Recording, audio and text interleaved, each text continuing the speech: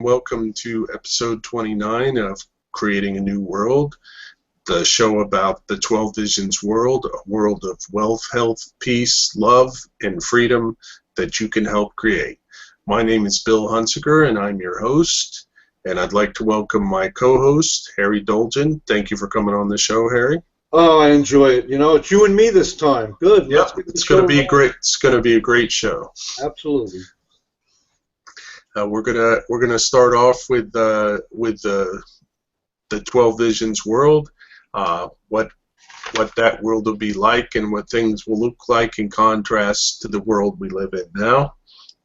And the topic for that, the topic we're going to discuss this time is terror, and also the war on terror as it's being done right now.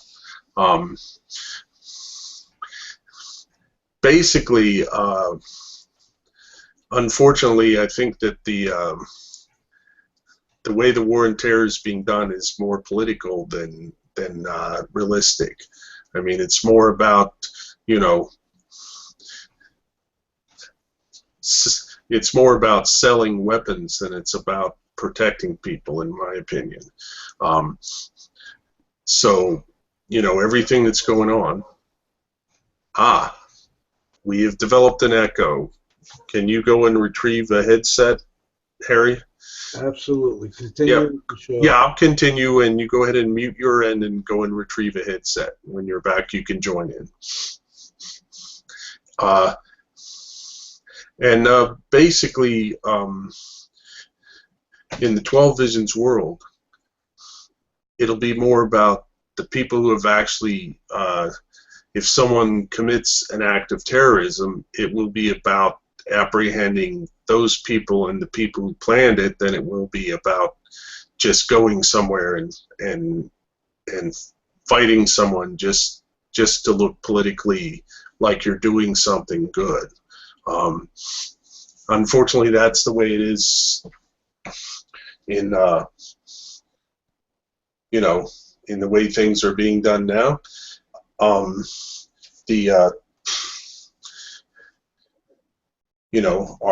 government goes and just sends bombs and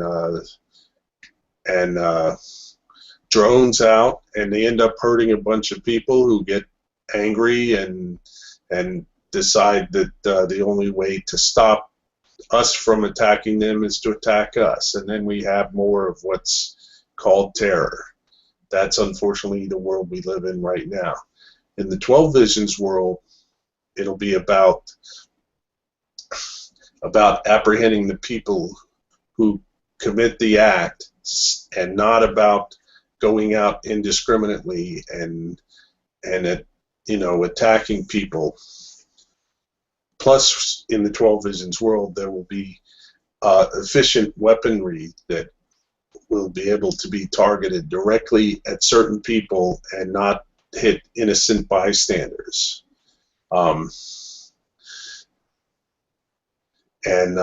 Also,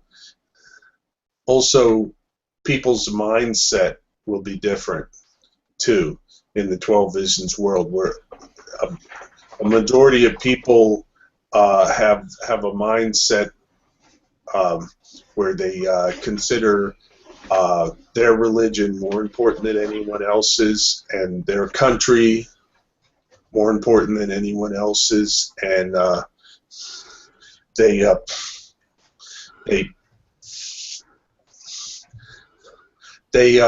basically think of other people as different or other, or somewhere else, someone else who they should despise, and whereas we're all human beings, we're all conscious human beings, and we should be reaching out to help each other and work together to make the world better, instead of hating each other and hurting and killing each other as we are now. And this is all because of the ideas of religion and nationalism and whatever group identity you want to talk about. I mean, it's okay to be proud of your heritage, but it's not okay to to consider yourself better than anyone else just because of where you're born, what group you belong to, and so on. Any comments on that, Harry? Well, I apologize. I missed a lot of your dialogue. I had to walk all the way to Canada, and I live in New Jersey, just to Right. find my earplugs. But I don't know how much you said. But my whole take on terrorism is, you don't know if it's a lone wolf. You don't know if someone snaps. You don't know if the media is lying to you when they're doing their reporting. If it's, one of these Middle East countries doing it. So, unfortunately, you got to rely on the government and the media to get all your information about what's happening. And I know it's politically driven, like you've been talking about. Mm-hmm. But what's your cure? I mean, I heard some of what you said. Yeah, basically the idea is that that in the 12 Visions world, number one, we won't have all these people who identify with a certain group and think that that group is, more important than any other group or any other people. Number one, Right. the neothink mindset does not, makes you consider all conscious beings valuable and makes you judge other people based solely on their actions rather than what they look like or what group they happen to be a part of or identify with. Interesting. Just to change the subject a little bit, Mm-hmm. I understand that if we go into these Middle East countries and we find these terrorists and we find these these little areas and we blow them up, then the problem with that is the people who are still alive and who are kids 20 years later, they remember what happened and they'll still form a terrorist organization because they'll hate us for bombing them. Yes. I don't know if there's really too much of any kind of solution, really, because people are all messed up. I mean, yes. And the other aspect of that is that the weapons we use, the bombs we use, are not accurate enough to just hit the people that we're trying to get. Yeah. They also other people who are not affiliated with those people or who are, just happen to be there, get hurt, Right. have family and friends killed, and then that we have even more people that have reason to be angry with us and have reason to want to attack us. Yeah. And this and this all stems from once the United States, and even long before the United States became a world power, we're talking all through the 20th century, but more and more as time went by, we constantly have, our government has constantly been interfering with the government and people of other countries. Right. Mm-hmm. With this idea of a quote-unquote national security. I'm sorry, but national security, the way it's being handled now and has been handled for a long time, makes me feel very insecure. Because it's basically no, I'm not saying that that what terrorists have done is fully justified, because I think they, basically been attacking the wrong people, number one, and that they, but on the other hand, I don't consider our government blameless either, and because, or the people who support our government and what they've been doing over all this time to be blameless either.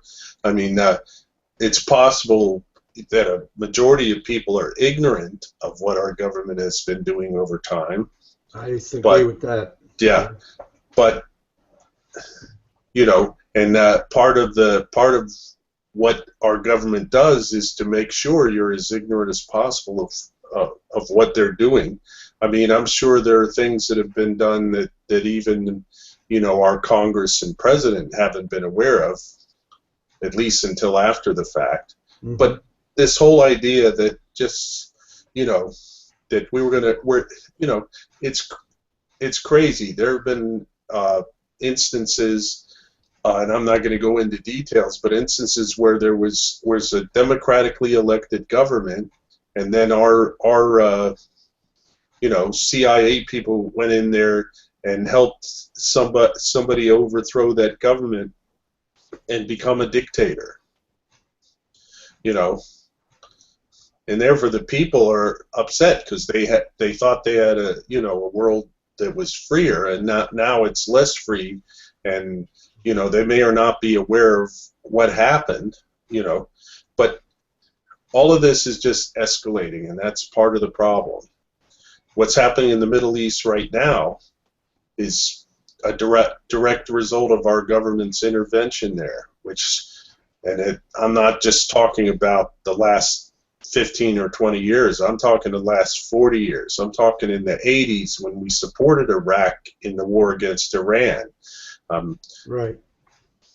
And supposedly Saddam Hussein and his government was friends with us, and then all of a sudden they decided, well, we don't want that anymore for whatever reasons, which I don't know all the details of, and they said now they're our enemies. And then they lied. We know they lied, saying that Saddam Hussein had weapons that could hurt us, so that we would agree with them, forming a coalition with other countries to go and then when things went bad in Iraq, we more or less just walked away. Yeah. And that's why we have what's happening in Iraq now. I mean, it may not have been the best thing in the world with Saddam Hussein in charge in Iraq, but things are a lot worse now, as far as I can see. Yeah, I mean, we're at the threshold of nuclear disaster. Yes. You hear Russia's coming in. It's like 8 little kids choosing up sides to play a football game. You go, I'll be with you, you'll be with me. I mean, and that's a scary thought. That's what's happening nowadays. Russia's involved, and then China's going to get involved, and if things keep going the way it is, we could have a nuclear war. Mm-hmm. I mean, how much do you see that happening too? The way things are. I see the possibility.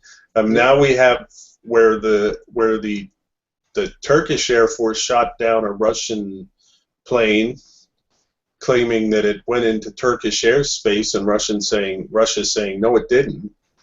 And so now they're having a big, they're having a lot of problems over that, and because of that, they had an emergency meeting of NATO, and it's very concerning, and it's like, you and I see a possibility of a world where this kind of thing doesn't happen, because we don't have people, basically saying it's us and you and you're bad, Mm-hmm. It's all us, except for very few people who have a problem and don't see other people as valuable.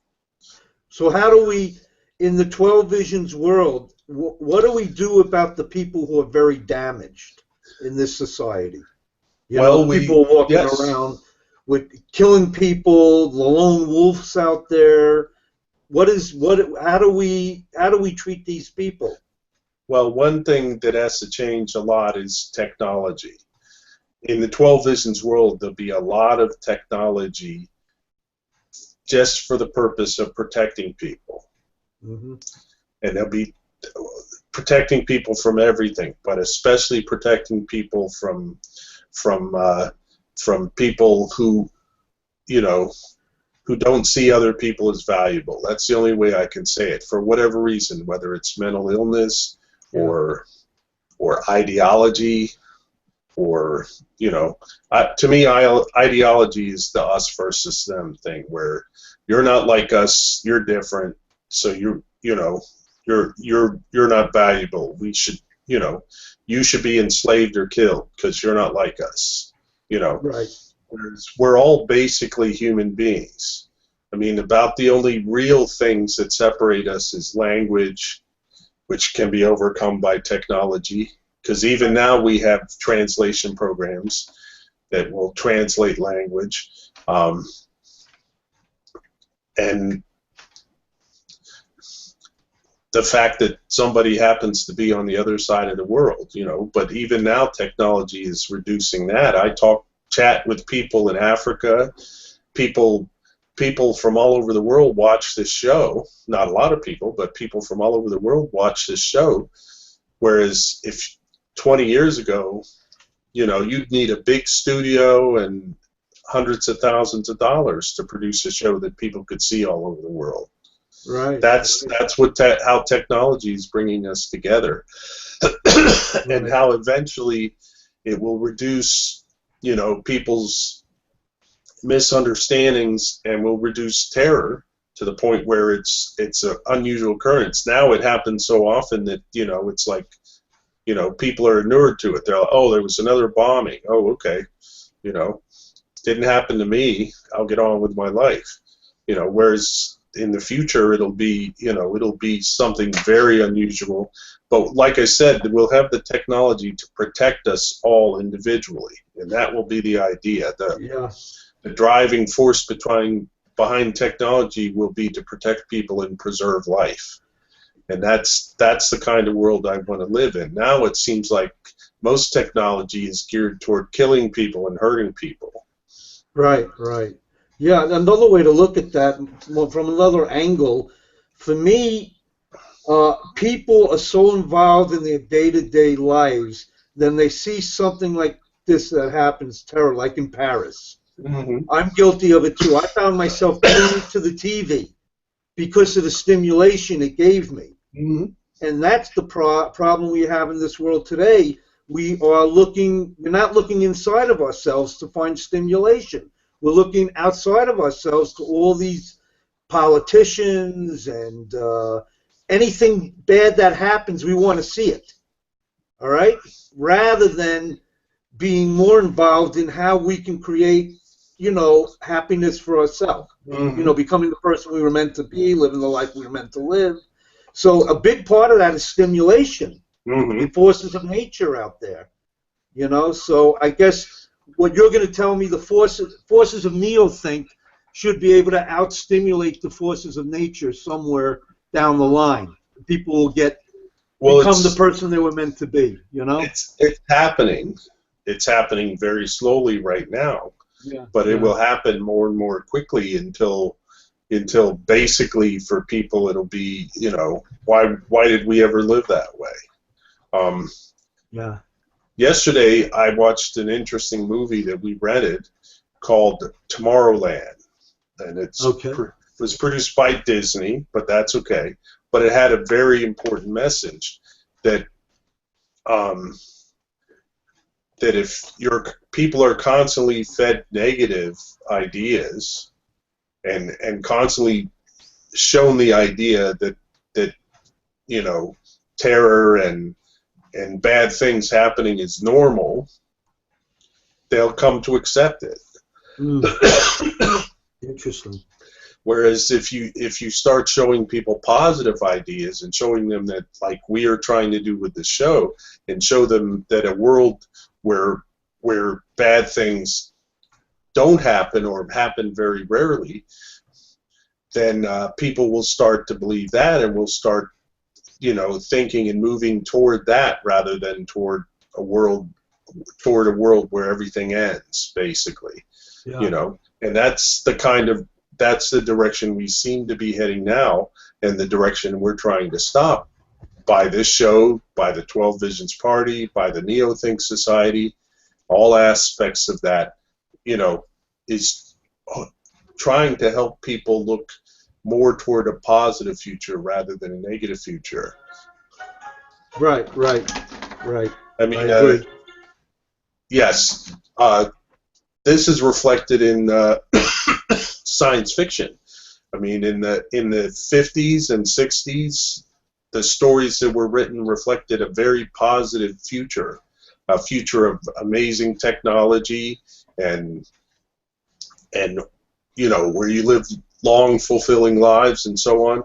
And then starting in the 70s and more into the 80s and 90s and and more recently, most of science fiction is about a negative future, a future after World War III, or a future of constant pollution and poverty and so on, and that reflects the fact that people are being fed negative ideas about the future, and it's reflected in our entertainment, in books, in movies, in everything. And I personally am I've stopped reading much science fiction because I'm tired of all the negative disaster, all the stories telling about how bad the future is going to be. Right. Well, the challenge for you and me and everybody else out there is to work on ourselves, to try to figure out what makes us tick and become the person we were meant to be, find that passion in life that we like. Real estate for me is a passion. The 12 Visions Party is a passion. So now I have to hone in on it, develop it, nurture it, and bring it out inside me. And I think that's the challenge for all of us. I mean, if we're going to change this world, we got to work on ourselves first. It starts with yourself. It starts with your ideas, with your attitude, with what you think of other people, whether you have started identifying yourself with a group and thinking that other groups are less important or are bad or whatever. I mean, to me, we're all part of one group, and that group is the human race. I agree. Right. And everything we think about should be toward helping each other and cooperating with each other, as I've said many times, toward making a future that will be wonderful for everyone, rather than just for a few, or a future that's not wonderful for anybody, or no future at all. And that's where we are now, and that's where we have to turn things around and start looking toward a future, a positive, wonderful future where we can all live together and each, do what they enjoy the most, and help each other, and just be together as one group, rather than a bunch of splinter groups that are constantly competing with each other and hurting each other and so on. I agree. I mean, I'm out on the road a lot, because of real estate, and I look at people. I watch people at a red light. I look at the car. You notice people don't look happy. They're angry. They're angry, and they got so much on their mind. And if I even smile at somebody that I pass in the street, they walk right by me. I mean, people are just in their own worlds. They're like zombies out there. And I think we have to bring some kind of more consciousness to these people. They live in their own world. Go on. It's crazy. Yeah, really. Consciousness is focus.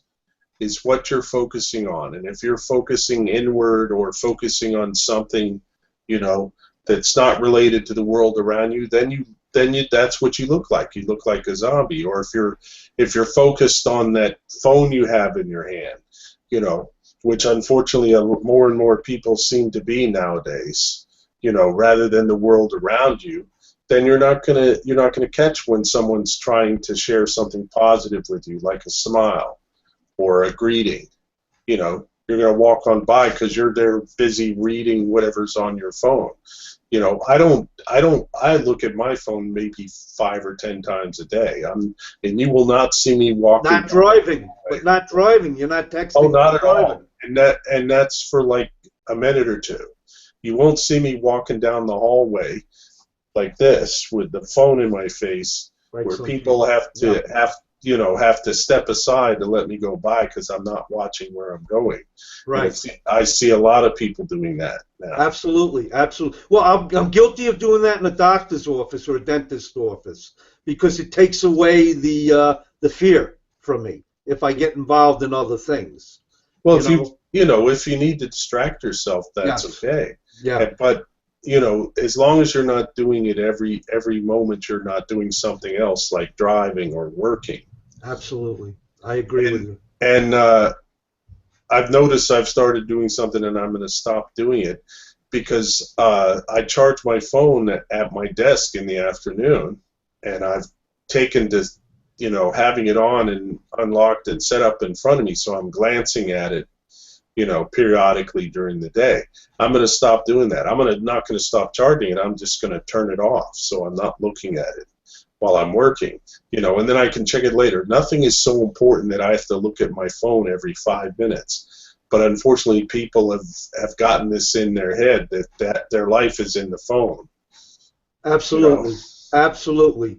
Absolutely. Well, we live in a multitask society. Yes, You we have do. to be doing a lot of things at one time. So you're not doing one thing well. When you're Hmm. doing different things at one time, how productive are you? I mean, it doesn't make sense to me, you know? You should concentrate on the one thing, the most important thing doing. Like, for instance, in my business, I know, and then we'll move on, I guess, Bill. You're giving me Hmm. that look. Well, it's time to move Well, on. But I'm saying in real estate, for me, as being a sales agent, my one thing is lead generation. And everything else centers around that. So rather than do 3 or 4 or 5 different activities during the day and not hmm getting anything done, if I center my day around the one most important thing of lead generation, then and everything else will come into place. then And I'm I focusing agree. on one thing. Yeah, I agree 100% because a lot of times you see these self-help courses, and they say you have to have balance in your life. yeah, And I think that's a way to be mediocre and fail. To exactly. really excel at something, you have to focus on that One thing at a time. one thing at a time, not have balance, not Yeah, try to focus on everything at once. right. I agree. I Yep. agree. Yeah, So because then you're not going to do, you're going to be mediocre in everything else mhm. that you do. I agree. I Yep. agree. And So that's to wrap into our wrap this brain. yep Yeah, to yeah. wrap this Go on. section up, I just want to say that what we really need to end terror, as it is, not what we're doing now, where we have our government randomly attacking people, but we need a change, a change in mindset, a change from you know a world where everything is me, and a world where your only focus is on the people in the group you identify with, whether but we have to change our focus to encompass everyone who's doing something positive, no matter who they are, um, and also to pay attention for those people who are doing negative things, so that we can, I mean, in the 12 Visions world, the way we're going to deal with people who aren't going to be positive and cooperative and helpful with each other is something called ostracizing. Right. Okay. Explain that. Because Yeah. yeah, because basically uh, you're not going to be able to hide what you're doing. I mean, it's harder to do that now because of the internet, and it'll reach the point where someone, you go to buy something, and someone will look you up online and say, "Oh, this person has done these things," and they will not have to do business with you. Right. They will be able to say, "I'm not going to do business with you," and turn you away. Plus, they'll have the technology to protect themselves if this person is in there trying to force them to do business with them, trying to force them to sell them something, or out and out trying to steal from them. they'll have the technology to protect themselves without physically hurting that person, but we'll be able to stop them from doing what they're doing.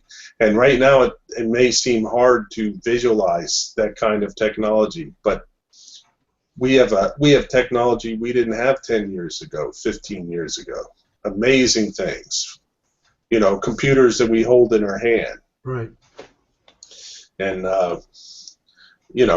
so who knows what the next 10 years will bring, especially if we have a positive mindset toward helping people and protecting people rather than the mindset we have now, which is more toward making money and at the expense of other people. And controlling people. Yeah, and then taking advantage of weak people. Yeah, yeah.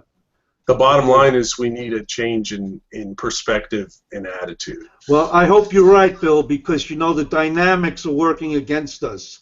Yes, trying they are. to achieve a better world, and I'm fearful that a nuclear disaster can happen in the next couple of years. It's possible. So, hopefully we can. And the problem is, all this takes a lot of time to make a better world. It's not going to happen overnight. We don't have that much time. You don't have that much time. We've been working at this. I personally have been working at this for almost 10 years. Wow. But I don't see it happening in the next year or two. Right. I see at least another 5 years, if not longer. In the meantime, if we're alive by then. Right. We have to continue to get more and more people in the mindset, of a positive future rather than a negative future. That's the bottom line. Good point. We're going to move on. We ran a little bit long there, yeah, but you just got me going. You just got me stimulated. It was an excellent discussion. Yeah. We're gonna go ahead and skip the Where's the Force, mainly because I can't think of anything. Good. Takes a lot of pressure off me. Yeah, and we're gonna move on to the next thing, which is how we're going to create the 12 Visions world. And this is through the 12 Visions movement, which is a movement to basically change our government from a government on the offense that's trying to control people to a government on the defense that's only trying to protect people. Yeah. And we are continuing to read the national platform of the 12 Visions Party, the organization that is the group that is basically organizing the 12 Visions movement. And who created this? Let them know who created yes, this. This platform was written by author and entrepreneur Mark Hamilton, okay. who has also written all the literature that is part of the Neothink Society. And definitely has a positive view of the future. Right, I agree. So we're going to continue reading on page 32 of the national platform in the section titled War and Terror. Which we discussed, yep. Yep, and we'll see Mark Hamilton's perspective on this. Okay. As he continues his comparison of the United States as it exists now versus a United States that has outlawed initiatory force, basically. Okay, so I'm going to go ahead and read this section. Fine. War and Terror. Fighting the war on terror in America has been weakened from within by domestic politics and media. This problem stems back to the rising rule of man in America, steadily subordinating the rule of law. The U.S. Constitution continually loses its authority to judges, politicians, and bureaucrats. The resurgence of the rule of man starts with politically motivated federal judges misinterpreting the Constitution, often with great fanfare from politically motivated media. The authority of law increasingly disintegrates as the authority of man reclaims power. Throughout history, countries suffered in poverty and slavery under the rule of man. By contrast, countries enjoyed prosperity and freedom under the rule of rational law, culminated in the unrivaled prosperity and freedom of America. For in America, the rule of rational law, the U.S. Constitution, replaced the rule of a rational man, a monarch. Over the generations, however, flaw-filled man, a law-resistant, power-seeking creature, adapted like bacteria and steadily took back his power to rule. For 2 centuries, rule of flaw-filled man steadily weakened rule of flawless law in America. Therefore, starting in 2008, prosperity plunged into poverty. Perhaps even worse, the proper elements of government that protected the people from terrorism weakened at the hands of adapting, strengthening, virulent politicians, bureaucrats, judges, and journalists interested in building their ruling class power. Like a deadly bacterium or virus, they weakened America and her safety. Hamilton America goes in the opposite direction by crowning the nearly perfect original U.S. Constitution with the flawless prime law via the Prime Law Amendment. The Prime Law forever guarantees rule of flawless law without possibility of a regression into rule of man. Our pure freedom causes the greatest prosperity boom in the history of the world. Yet, perhaps even more important, the single legitimate purpose of government, protection, is not undermined and weakened by the rising rule of vote-gathering man, by politicians, bureaucrats, judges, journalists pushing for popular entitlements, image, political appeal, and power. Instead, government focus, drive, and purpose is pointed like a laser, pointed at ending force or threat of force against its citizens. Hamilton America quickly rises not only as the most prosperous place in the world, but the safest place as well. The people in Hamilton America enjoying the great technological revolution and their wealth, health, and peace gladly and voluntarily pay for their government's protection from terrorists. Only within a country in which the industries are truly free and not burdened by political rule of man can the great technological revolution arise. The rapidly advancing new technologies in Hamilton America race ahead for our better living, better health, and better safety. Indeed, new weapons technologies advance so fast in Hamilton America they render terrorist operations helpless. Hamilton America quickly becomes the most peaceful country on earth. Wow, that's a powerful section. Yes, it is. That is very powerful. You know what really gets me about this? I can't believe that our federal judges are pretty much being paid off, and they're not really. They're not interpreting the law. They're just they're being paid off by their political friends that will help them, and not necessarily interpret the rule of law. That got me. That really got me. Mm-hmm. The only other thing maybe you can explain is the technological revolution. How is that going to impact everybody, and how is that going to occur? That's what I don't really see. He didn't go into that too much.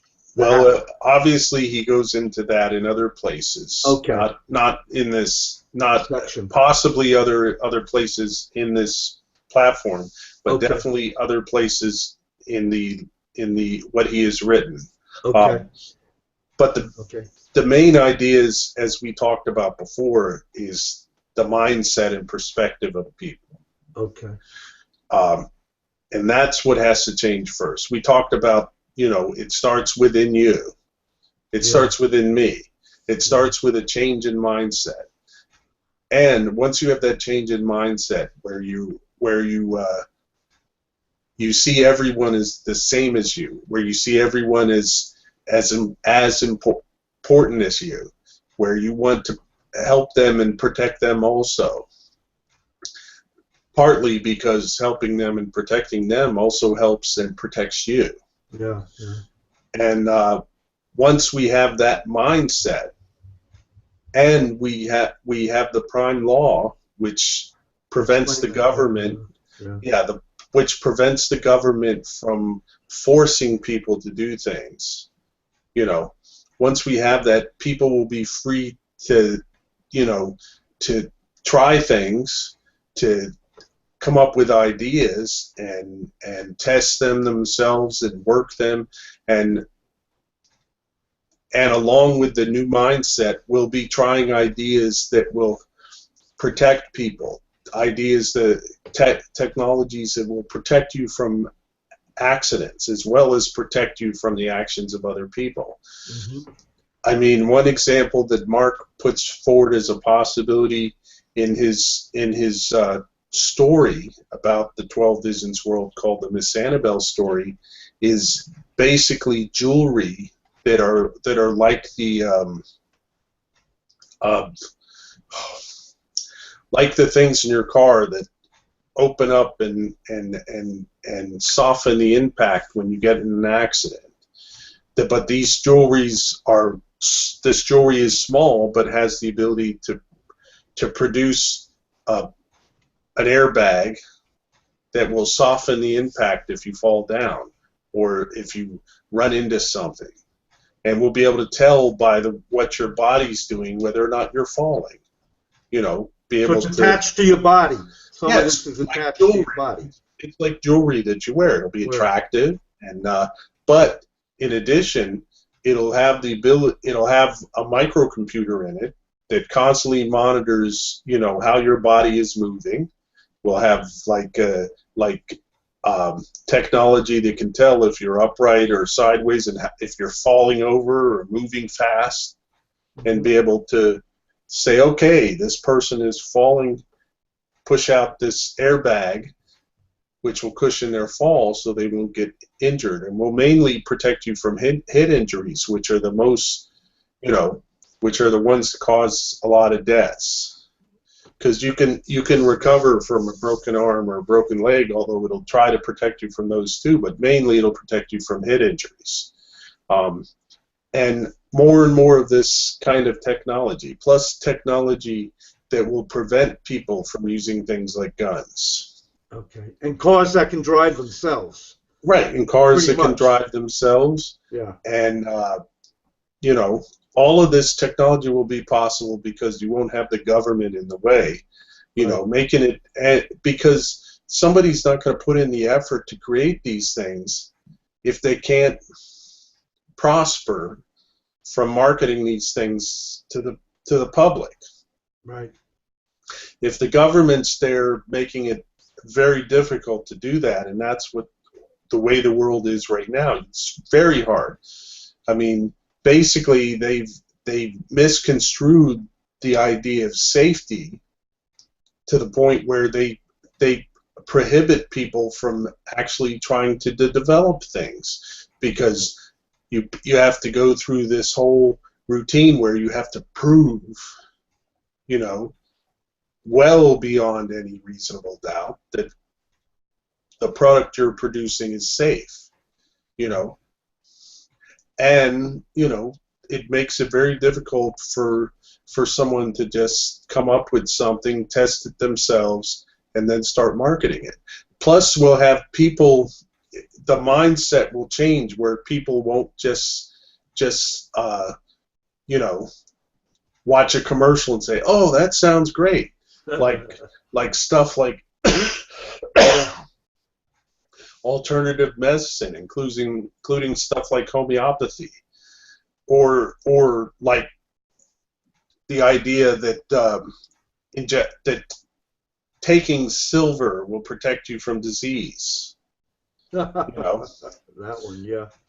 You know, and other things that that people are, you know, stuff that is actually harmful to you, like the example of the silver is actually harmful to you, but people, and yeah, it stops bacteria, but it also has effects on your body that are worse than getting a cold, you know, which is what they're, you know. But that's the point. The point is that, you know, we'll also have the mindset where we don't, you know, just do something because somebody says it. They will have to prove that their stuff works and that it's effective, but they won't have the government there creating barriers. They'll have companies, we'll have other companies that help people test their stuff and prove that it's effective and it's safe. Who's regulating it? Is the government, is a protection-only government, are they still regulating safety for these certain companies, or is it in the open market?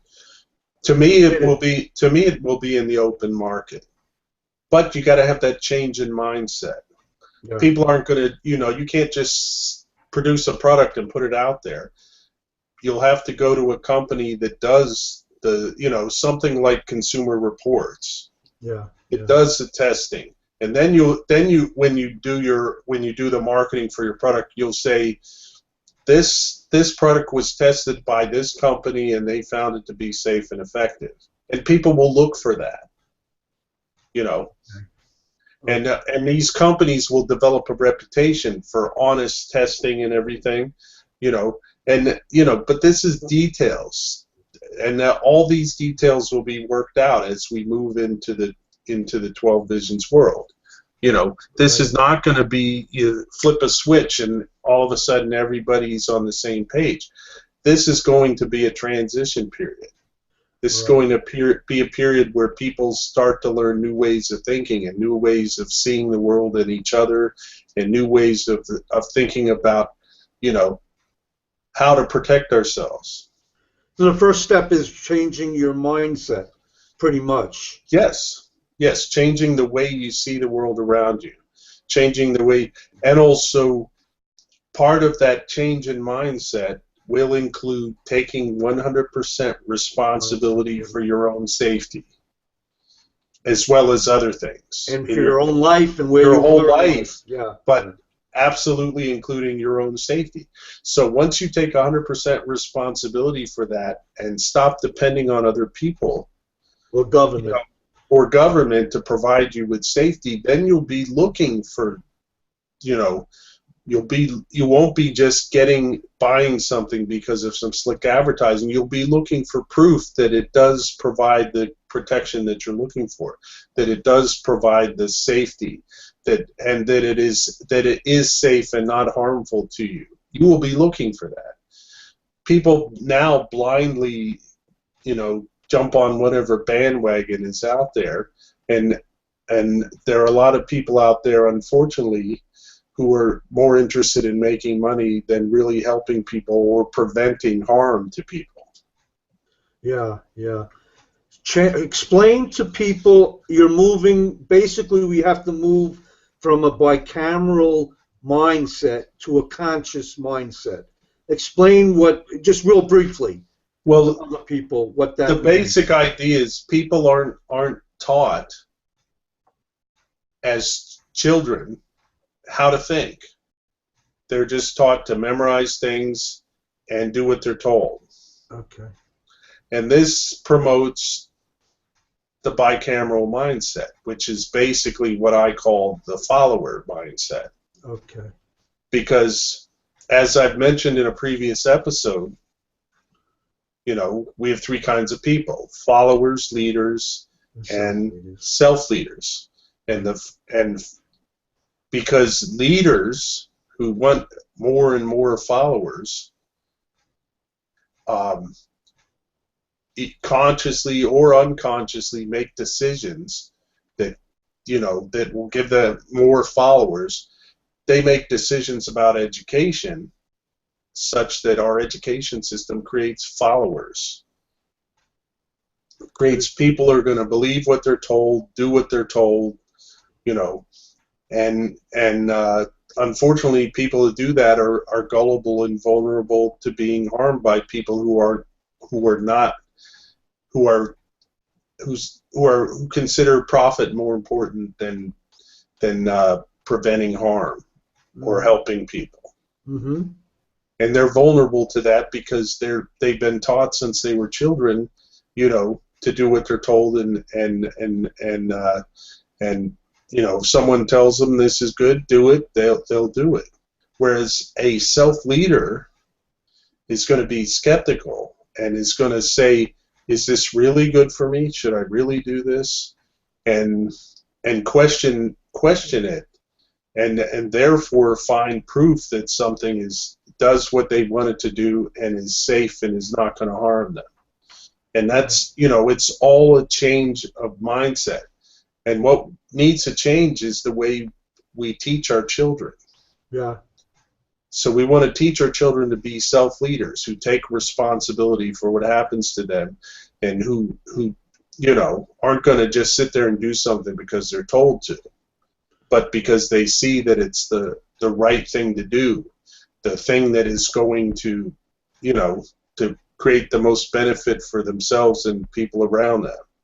Right, right. And it's never too late to change your mindset.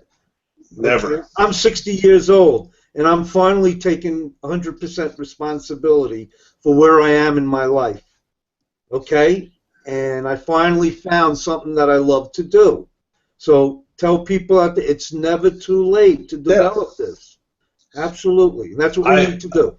I started making the change when I was 47 years old. I mean, I'm sorry, 37 years old. And how old are you now? Uh-oh. I'm 55, almost 56. Okay. And, but I really didn't start making the change until I was about 44, because I got exposed to a little bit of the neo-think literature when I was 37, but really didn't see the what we have now until I was 44, and became part of the Neo-Think Society.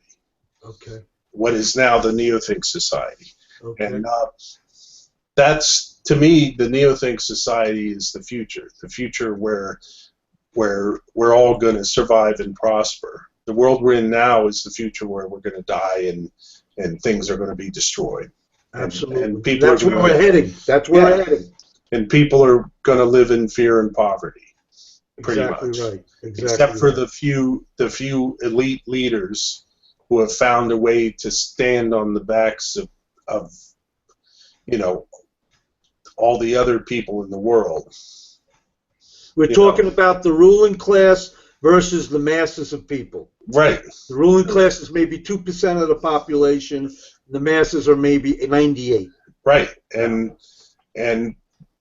these people who are what I call leaders are, they found ways to trick the rest of the people into serving them, basically. Manipulate. Yeah. Yeah, a way to manipulate and control them so that they serve them. Right. Not so that we're all working together and cooperating to the benefit of everyone. These Right. people are manipulating, controlling people for their own benefit and to the detriment of those people. Right, right. Well, that's what I hope on future episodes you'll delve a little more into the prime law and maybe recite it, because I think people out there would really need to hear that. Actually, normally we would have recited the 12 visions at the beginning of the first section, and recited the prime law at the beginning of this section.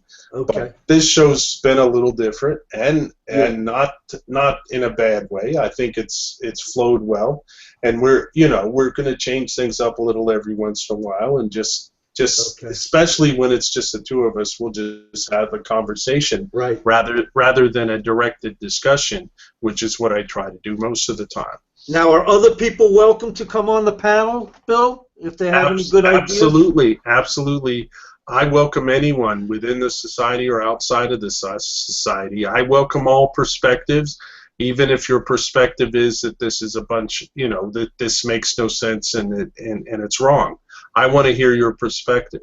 Yeah. I want to talk about this. I learn every time I talk to someone, whether they agree with me or not. As long as they can present their facts and prove why this is a bunch of, garbage. Right. They have to come on and say, this is why I think this is not going to work. Right. Not just say, not just say this is garbage and I don't believe it, but actually talk about why. Yeah. That's what I want to hear. That's the perspective I want to hear, because I'll learn something from that. And hopefully that person will learn something from me and everyone else on the panel when we discuss it. And that's what I really want to do. Okay, at this point I think we're going to start to wrap up. Okay. Yeah. How do people get involved? That's what absolutely. Thank you. You're welcome. Basically, we'll briefly do the third section of the show that we normally do, which is how you can help create the 12 Visions world, how you can help create this positive future that we're trying to create. And you can start by telling other people about this show, telling other people about the 12 Visions Party and what they're trying to accomplish, learning about it so that you can tell other people, and how to, and basically just talking to people about how you feel about the positive future that we're talking about on the show. If you want to, you can also get involved with the 12 Visions Party or with the Neothink Society. I mean, basically the difference here is the Neothink Society is helping people change their mindset, their perspective on the world. And the 12 Visions Party is there to remove the biggest obstacle to people prospering and growing right now, which is government on the offense, which is, you know, government that is trying to control us. Which is a initiatory force. Exactly. Exactly. And if you want, you can also get involved directly in the planning for the 12 Visions Party, become involved with the party itself and the planning of how we're going to change the world. And also you can help by, if you want, by just volunteering your time or contributing money, and you can help this show also by contributing money. And that's not much, right? Just $1? Yes, and we'll get into detail about how you do that in a moment. Okay. So that's pretty much it. I want to thank you, Harry, for coming on the show. Loved it. It. I have to open something up real quick here. I didn't set up before. Only take a second. Hopefully. Yeah, I think people who see this would be interested to know how they can help. Yeah. Yes. And is the show free for them to see? Yes, it will always be free to see. You will never have to pay to see the show. Thank you, Harry. So I'm gonna go ahead and read this, and we're gonna close the show. Okay. If you have any questions, please send them to cnwshow@gmail.com. You can see previous episodes at www.tocreateanewworld.blogspot.com. You can like us on Facebook. Just look for CNW Show on Facebook. Also, you can join our Google Plus community, also CNW Show. And you can support the show by telling your family and friends about it. You can also support the show by going to www.patreon.com, creating a new world, and pledging $1 or more an episode. All opinions expressed on the show are the sole responsibility of the individual participants and do not represent the Neothink Society, the 12 Visions Party, or author Mark Hamilton. Creating a New World is a production of Integrated Values, LLC. I wish everyone wealth, health, peace, love, and freedom. Bye-bye.